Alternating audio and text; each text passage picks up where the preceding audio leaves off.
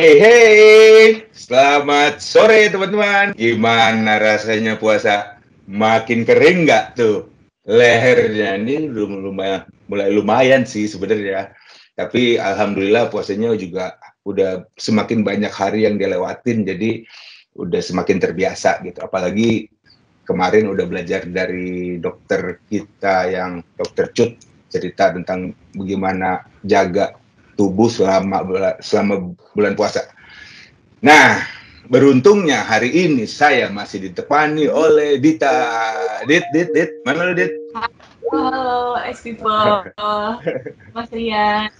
Iya, Dita di mana nih Dit? Masih di kantor? Aku lagi WFO Luar sekarang. biasa, luar Kantor. biasa. Memang saya tetap di rumah, kamu di kantor aja gitu ya. Nah, kalau kemarin kita gua ganteng sendirian, sekarang Dita cantik sendirian. Kita ada Dokter Podra. Aplaus dulu. Assalamualaikum. Halo Dok. Gimana Mas Rian, Mbak Dita? Waalaikumsalam. Wah. Sehat semuanya. Alhamdulillah Dok. Gitu. Dan hari ini kita mau membahas tentang gerhana. Kok gerhana itu kan gini, gerhana matahari itu adalah saat sinar bulan tertutupi oleh keberadaan matahari kan. Nah, kita mau bahas gerhana itu maksudnya sekarang ini pandeminya COVID gitu ya. Tapi sebenarnya ada yang tertutupi juga di balik COVID ini, itu demam berdarah gitu. Jadi istilahnya itu gerhana. Ini Dok, sebenarnya yang lagi common juga selain COVID itu kan sebenarnya demam berdarah. Gimana cara kita tahu gejala awal kalau misalnya kita tuh terkena DBD? Sedangkan soalnya kemarin orang tua saya itu udah masuk ke beberapa hari gitu, udah agak telat gitu ke rumah sakitnya, jadi opnamnya jadi agak lama. Menurut dokter gimana Dok? Ya, saya mungkin bicara mengenai data dulu aja kali ya, bahwa memang sebenarnya ini di kementerian kita ini 2020 ya, itu sudah mencapai sekitar 41.000 yang dengan kasus kena DBD. Ini Januari, Maret, April ya. Ya betul. Sementara di 2019 itu udah 40.000 Mas, Mbak. Jumlahnya mendekati yang angka tahun 2019 nih. Ya. Jadi ini tersembunyi memang kasusnya ya. Jadi kita hampir jangan sampai kita juga lupa gitu ya. Dan memang ini sama prinsipnya, sama-sama dengan virus ya. Makanya tadi Mbak Dita bertanya kan apakah gejala awalnya bagaimana begitu ya. Memang dasarnya virus itu memang sulit dibedakan Mbak Dita. Apalagi kita ngomong masalah virus COVID, kemudian kita ngomong virus DBD gitu ya. Memang sulit awalnya ya. Memang mungkin saya sebelum masuk ada cerita bahwa kasus bahwa terjadi penderita COVID, tapi ternyata diperiksa DBD itu positif loh. Ya, jadi itu memang ada tersembunyi gitu ya. Ya, oke, mungkin saya menerangkan mungkin gejala awal tadi yang Mbak Dita bilang ya, bahwa gejala awal itu kalau namanya virus itu pasti adalah demam, Mbak. Ya, itu pasti adalah demam. Sama dengan COVID juga kan demam juga gitu ya. Hanya saja demam pada DBD ini khasnya adalah demamnya tinggi itu mendadak, Mbak. Tanpa sebab, tanpa ada apa-apa, terus demam tinggi. Mas Mbaknya misalnya ada yang terkena DBD demam, kemudian itu sepanjang hari biasanya, entah pagi, entah siang, entah malam gitu ya.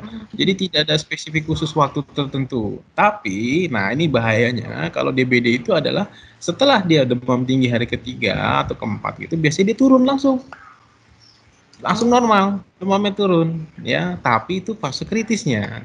Nah itu yang berbeda gitu ya.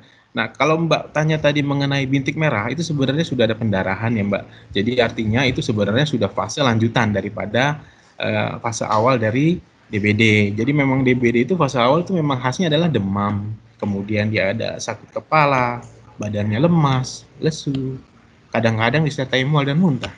Begitu Mbak Dita. Tapi kalau DBD gini boleh nggak sih dirawat di rumah Dok gitu? Atau karena kan ya rada takut-takut juga ke rumah sakit ya kan, ada yang bilang gitu tuh. Jadi sekarang ke rumah sakit hati-hati. Itu gimana tuh Dok? Betul.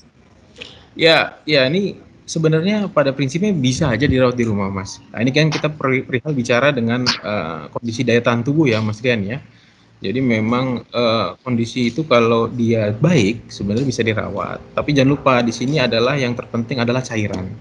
Ya, selain kalau kita bisa mau dirawat di rumah gitu ya, yang penting adalah bed rest dulu total. Kemudian cairan jangan sampai kurang ya. Kemudian konsumsi makanan-makanan yang baik. Kemudian bisa disertai dengan obat-obatan yang misalnya dia panas berarti obat panas. Dia pusing ya kasih obat pusing misalnya, ataupun dia nyeri kasih obat nyeri, atau mual kasih obat mual. Jadi prinsipnya DBD itu memang tidak ada obat karena dia virus. Ya, jadi kita bagaimana mempertahankan supaya dia bisa melewati fase virus tersebut, Mas, gitu. Kalau bakteri kan pasti kita tahu lah ya, harus ada antibiotik dan sebagainya gitu ya. Tapi kalau kita bicara virus, itu kita bicara daya tahan tubuh kita, Mas. Gitu. Oke. Dan dia memang gejalanya yang diobatin ya, Mirip. Nah, betul, Mas. Tapi kan katanya lebih baik mencegah daripada mengobati, Dok. Gitu. Nah, mencegahnya gimana sih, Dok? Ya, kalau mencegah sebenarnya kita mungkin Masnya Mbak Dita mungkin kalau kita orang lama ya, ini kita biasanya pasti dengar ya istilah 3M gitu ya. Ya, mungkin mengubur, kan, menguras, ya kan, membersihkan gitu ya. Jadi memang itu kita nih orang lama ya, tahun 90-an biasanya apa itu ya. Pantes saya nggak tahu, Dok. Aduh, gue nggak tahu gue tanya. Oke, jadi memang kita bicara dengan COVID ini juga, ya ini kan DBD ketika masa pandemi ini ya, gitu ya. Jadi memang prinsipnya virus dua-duanya, prinsipnya lagi adalah perilaku hidup bersih dan sehat, Mas, Mbak. Ya, jadi intinya adalah sama, ya. Hanya saja kita kebetulan di negara tropis, subtropis gitu ya, yang memang mempunyai penyakit yang endemi tadi ya. Jadi jangan lupakan bahwa ini penyakit yang ditularkan melalui nyamuk ya. Kalau virus COVID kan melalui droplet ya. Nah, ini lewat nyamuk. Jadi ini adalah vektornya nih, nyamuknya nih ya, yang kita berantas gitu loh. Ya kan, karena dia yang bawa virusnya. Jadi memang PHBS hampir sama, perilaku hidup bersih dan sehat ya.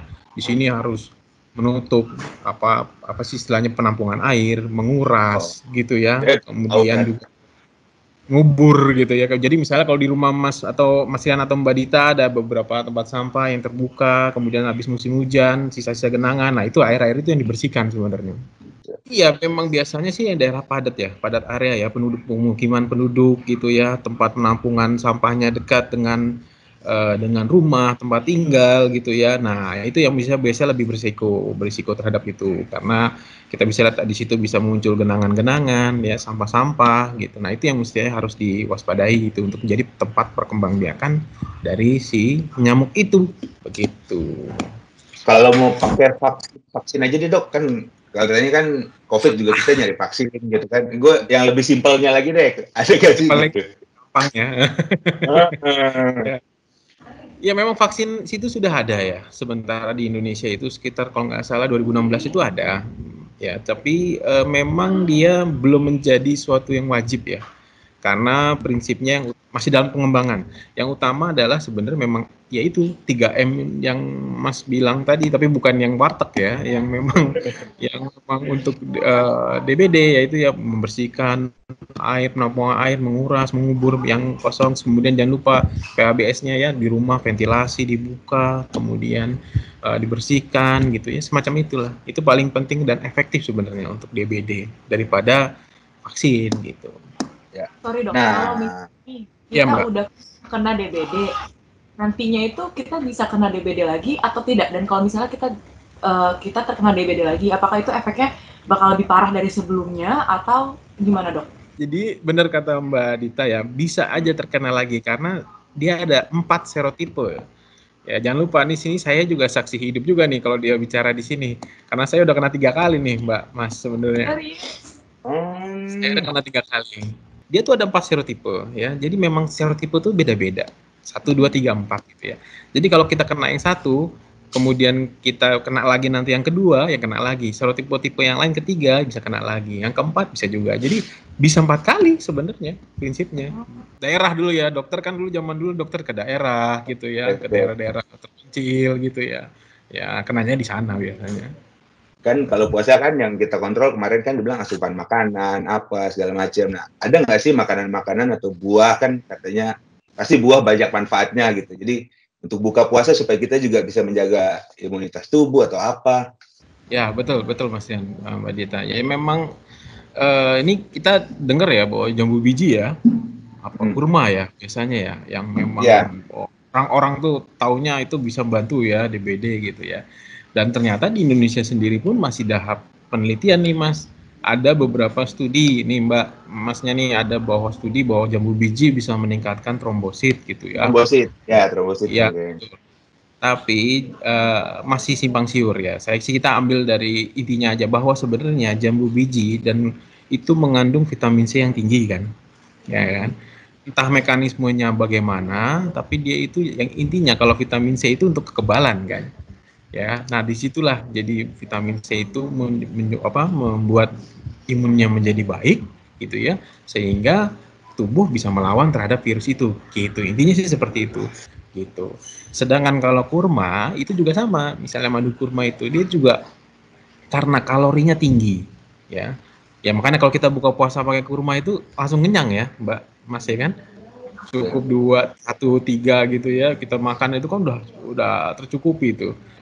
Makanya kan kita disarankan buka pakai kurma gitu ya. Tapi jangan lupa kalau kurma itu kalau kebanyakan makan juga kalorinya ketinggian gitu. Itu aja. Nah, ini satu lagi Dok, kalau terkait puasa ya, masih boleh puasa tuh Dok kalau orang kena demam berdarah atau apa gitu. Kalau dipastikan ini dia kena DBD ya, dipastikan sebaiknya sih tidak disarankan untuk berpuasa. Karena di sini ada kebutuhan cairan yang harus dipenuhi. Bahwa kalau tidak cairannya kurang, nah ini bahaya nih. Karena DBD membuat dehidrasi kan, membuat cairannya jadi kurang ya. Ya, kalau DBD ini kasusnya adalah memang dia itu mengeluarkan cairan tuh dari dalam pembuluh darah keluar gitu ya. Nah, itu yang jadi becak-becak pendarahan yang Mbak Dita tadi bilang gitu ya. Karena jadi akhirnya kurang cairan, pembuluh darahnya pecah. Nah, gitu ceritanya. Kalau pecah pembuluh darah itu. Dok, thank you banget Dok. Waktunya agak tight sih, tapi kita udah booking waktunya dokter kan untuk nanti ada episode lagi Dok ya. Ya. Disempetin lagi ya Dok, nanti mampir-mampir ke sini lagi Dok. Gitu. Kita akan ketemu lagi. Oke, gitu dulu. Thank you banget Dok. Sampai ketemu lagi Dok. Kita akan tetap kontak. Dan teman-teman, kalau COVID Centernya Wika itu, nah pasti terhubung sama Dokter Podra atau Dokter Cut yang kemarin udah kita kenalan juga gitu. Oke, sampai ketemu lagi. Assalamualaikum warahmatullahi wabarakatuh. Waalaikumsalam warahmatullahi wabarakatuh.